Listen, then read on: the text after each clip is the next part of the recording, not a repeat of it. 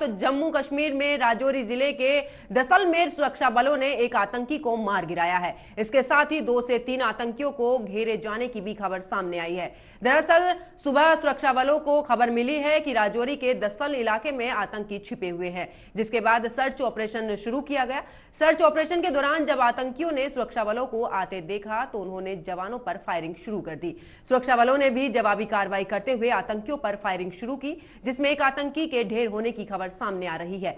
इसी के साथ ही सुरक्षा बलों ने इलाके को सील कर दिया है। जम्मू कश्मीर में इस साल अमरनाथ यात्रा को लेकर बड़ी सुरक्षा व्यवस्था की गई है, जिसके चलते गुरुवार को जम्मू कश्मीर के डीजीपी दिलबाग सिंह ने श्रीनगर में पुलिस अधिकारियों के साथ एक समीक्षा बैठक की और साथ ही सुरक्षा व्यवस्था का भी जायजा लिया।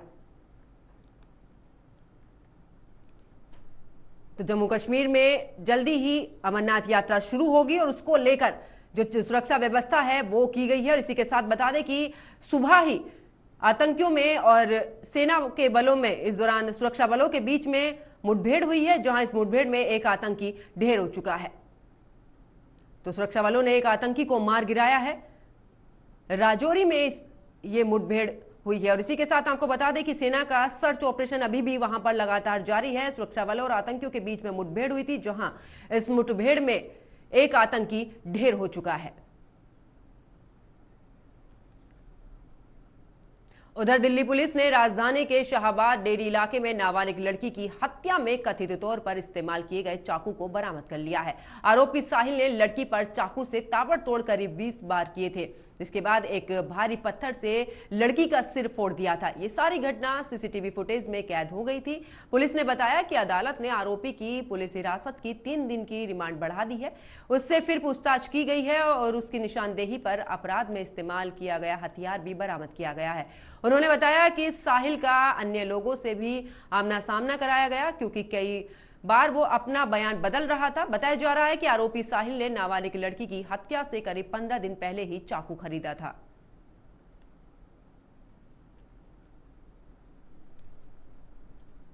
इसी खबर पर ज्यादा जानकारी के साथ मेरे सहयोगी अवनेंद्र मेरे साथ फोन लाइन पर जुड़ चुके हैं। अवनेंद्र, जिस तरीके से जुर्म कबूल लिया है साहिल ने अपना, और चाकू भी जो इस्तेमाल किया गया था हत्या में वो भी बरामद कर लिया गया, और कुछ क्या खास अपडेट इस मामले में?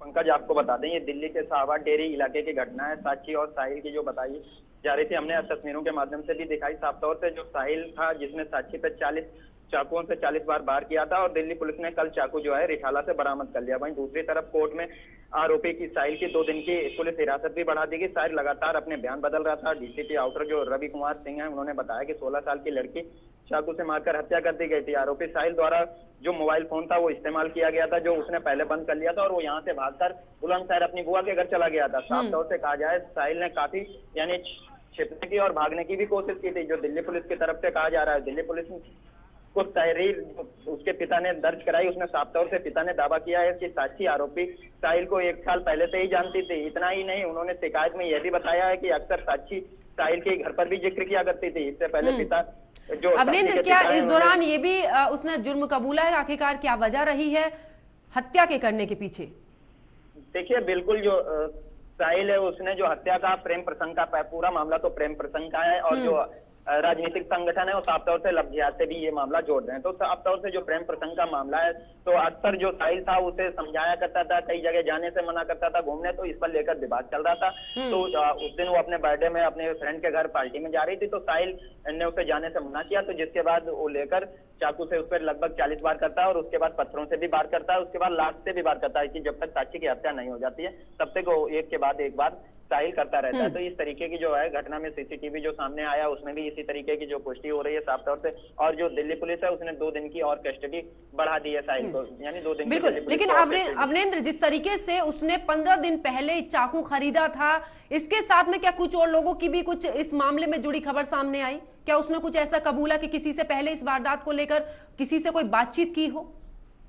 देखिए, बिल्कुल जो साहिल था, कहा जाए जो आरोपी है, वो पहले से ही और लड़कियों के भी संपर्क में था। साफ तौर से जो उसकी इंस्टा आईडी से दिल्ली पुलिस ने खंगाली, उससे जो प्रूफ हो रहा है। और साफ तौर से कहा जाए जो कुछ देर पहले का जो साक्षी का वीडियो है, उसमें वो घबराई हुई नजर आ रही है। जो पहले का, थोड़ी देर पहले का वीडियो वायरल और भागती हुई नजर आ रही। तो साफ तौर से कहा जाए जो साहिल था, वो काफी पहले से ही इस प्लान को बनाकर रखा था और शायद इनकी पहले से ही किसी बात पे अनबन चल रही थी, साफ तौर से कहा जाए। और साहिल का जो मारने का प्लान था, वो कहीं न कहीं पहले से ही, काफी दिन पहले से सेट था। जिस तरीके से उसने 15 दिन पहले चाकू खरीदा और फिर चाकू लाकर चाकू छिपाया और जब उसने घटना को अंजाम दिया, तो उसके साथी भी कई वहां पर मौके पर मौजूद थे, जिसकी वजह से लोगों ने साक्षी को बचाने में हेल्प नहीं की। कहा जाए लोग उसके दोस्तों से कहीं कहीं डरते हुए नजर आए, जो देखकर वहां तमाशा देखते रहे और उन्होंने किसी तरीके का रोकने की कोशिश नहीं की। पंकज जी, चलिए, बहुत बहुत शुक्रिया अवनिंद्र इस खबर पर जुड़ने के लिए, विस्तार पूर्वक जानकारी देने के लिए।